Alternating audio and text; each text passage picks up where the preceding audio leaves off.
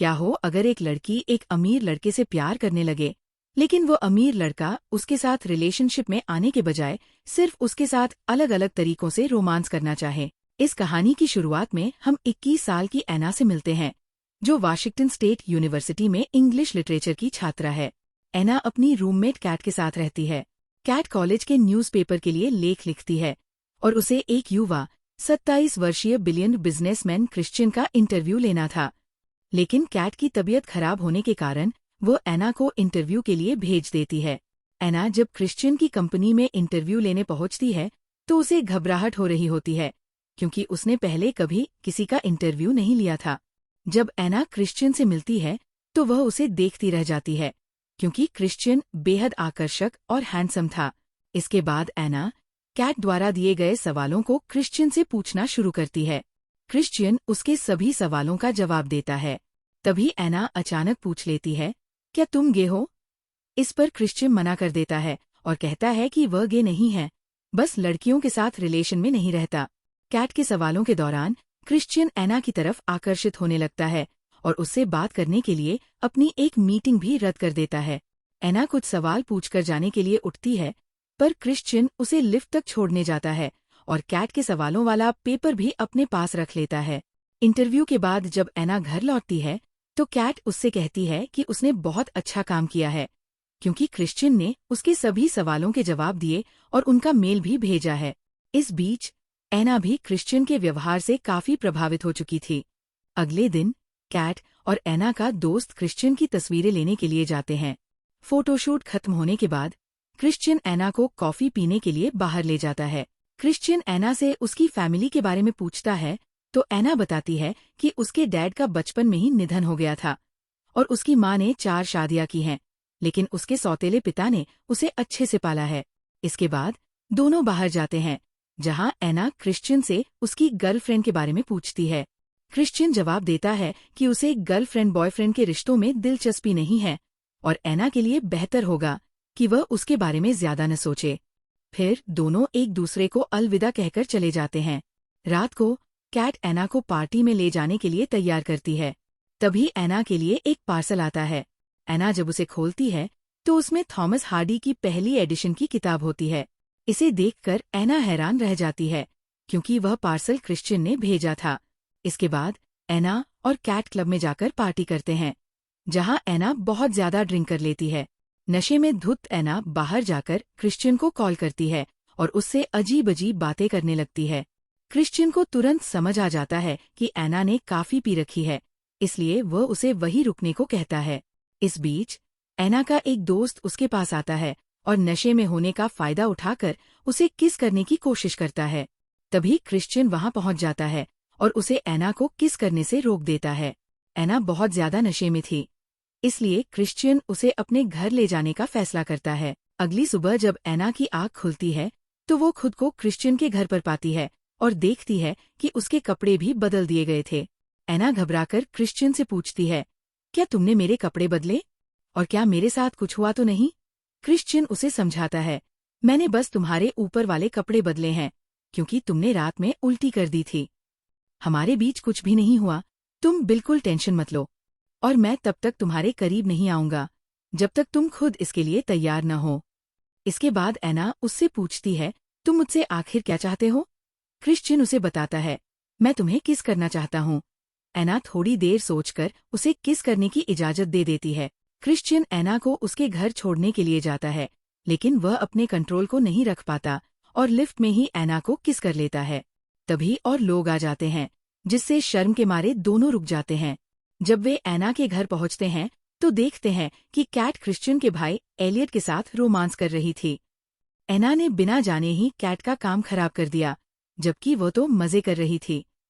फिर क्रिश्चियन एना से कहता है कि वह उसे शाम को घूमने ले जाएगा और फिर वहां से चला जाता है।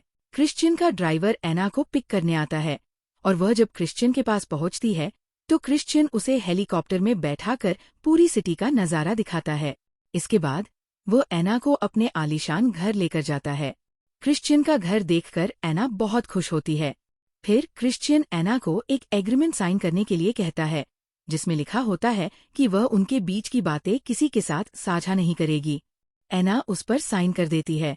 इसके बाद एना उससे पूछती है कि क्या अब वे प्यार कर सकते हैं। इस पर क्रिश्चियन उसे बताता है, 2 बातें हमेशा याद रखना। पहली, मैं किसी से प्यार नहीं करता, बस रोमांस करता हूँ। एना थोड़ा झिझकते हुए दूसरी बात पूछती है, तो क्रिश्चियन उसे एक खास कमरे में लेकर जाता है, जहाँ उसने कुछ विशेष सामान रखा होता है। वह उसे बताता है कि वह इन चीजों का उपयोग अपने साथियों के साथ संबंध में करता है। एना ये सब देखकर चौंक जाती है और सोचती है कि यदि ये सब उस पर इस्तेमाल किया गया तो उसे शायद दर्द होगा।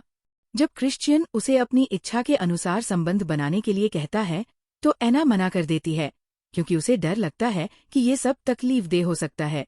क्रिश्चियन उसे समझाता है कि अगर वह उसे खुश करेगी तो उसे इनाम मिलेगा, और अगर नहीं तो उसे सजा मिलेगी। एना कोई जवाब नहीं देती, तो क्रिश्चियन उसे उसका कमरा दिखाने ले जाता है। एना पूछती है कि क्या वे एक साथ सोएंगे, तो क्रिश्चियन मना कर देता है और कहता है कि वह कभी किसी के साथ नहीं सोता।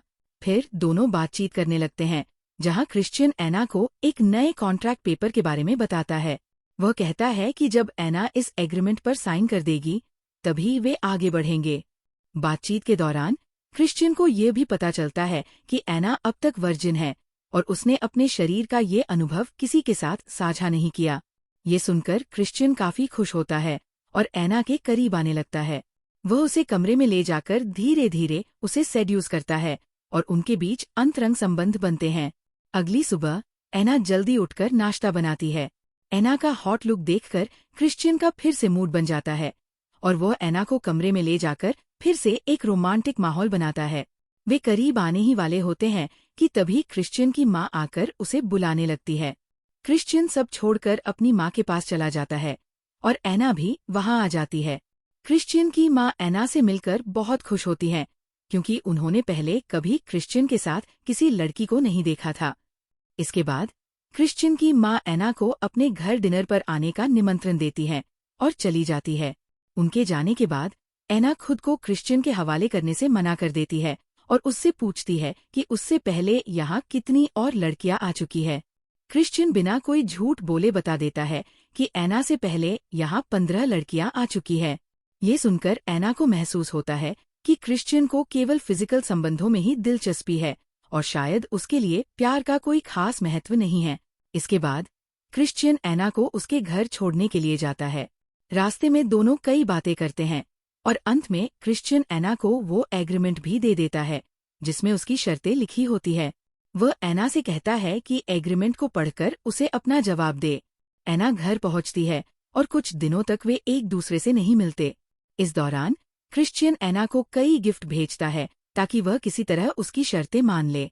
जब एना एग्रीमेंट पढ़ती है तो उसमें लिखा होता है कि साइन करने के बाद वह किसी और के साथ फिजिकल नहीं हो सकती और जब भी क्रिश्चियन का मन होगा वह उसके साथ अंतरंग हो सकता है। ये सब देखकर एना समझ जाती है कि यहाँ प्यार की जगह केवल एक फिजिकल रिलेशनशिप है। इसलिए वह क्रिश्चियन को मैसेज करके अपने घर बुला लेती है। इसके बाद दोनों एक बार फिर एक दूसरे के करीब आते हैं और क्रिश्चियन अलग अलग तरीके आजमाकर एना के साथ अंतरंग होता है। बाद में वह एना को उसके कमरे में छोड़कर चला जाता है। अगले दिन एना और क्रिश्चियन चैट पर बात करते हैं। एना क्रिश्चियन को मैसेज करके बताती है कि वह उसके एग्रीमेंट को स्वीकार करने के लिए तैयार है, लेकिन साइन करने से पहले एक मीटिंग करना चाहती है। इसके बाद दोनों मीटिंग के लिए मिलते हैं, जहां वे एग्रीमेंट के रूल्स पर चर्चा करते हैं। एना एग्रीमेंट के कुछ पॉइंट्स हटवाने की बात करती है, क्योंकि उन्हें करने में उसे तकलीफ हो सकती थी। क्रिश्चियन उसकी सभी शर्तें मान लेता है, लेकिन इसके बावजूद एना उस कॉन्ट्रैक्ट पर साइन नहीं करती और वहां से जाने का इरादा करती है। क्रिश्चियन उसे बाहर तक छोड़ने आता है। अगले दिन एना क्रिश्चियन के घर जाती है और उससे कहती है कि वह बिना कॉन्ट्रैक्ट साइन किए ही प्ले रूम का अनुभव करना चाहती है। इस पर क्रिश्चियन उसे प्ले रूम में ले जाता है, जहां वे दोनों अंतरंग होते हैं और क्रिश्चियन टॉय का इस्तेमाल करके अपनी ख्वाहिश पूरी करता है।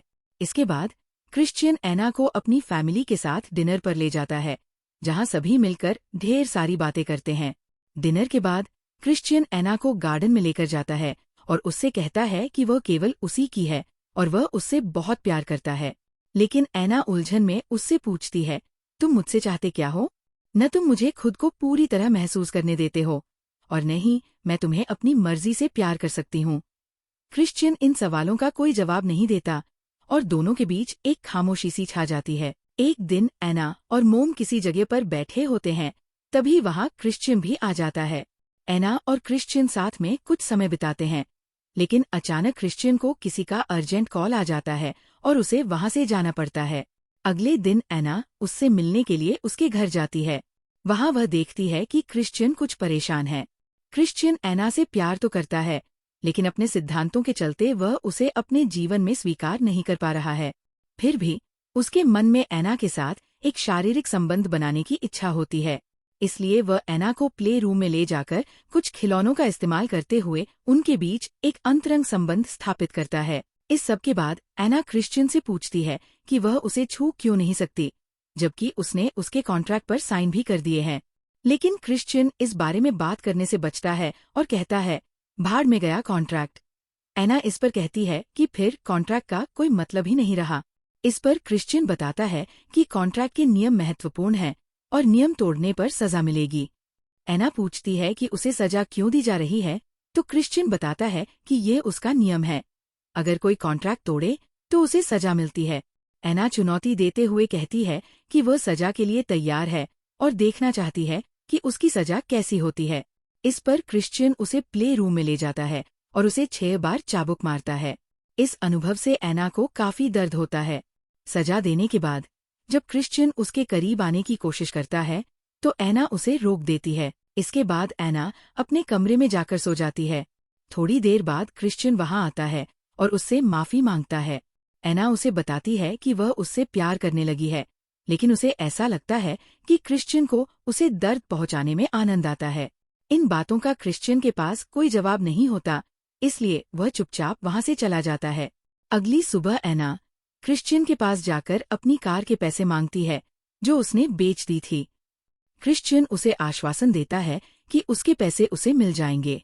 इसके बाद एना क्रिश्चियन को छोड़कर वहां से चली जाती है।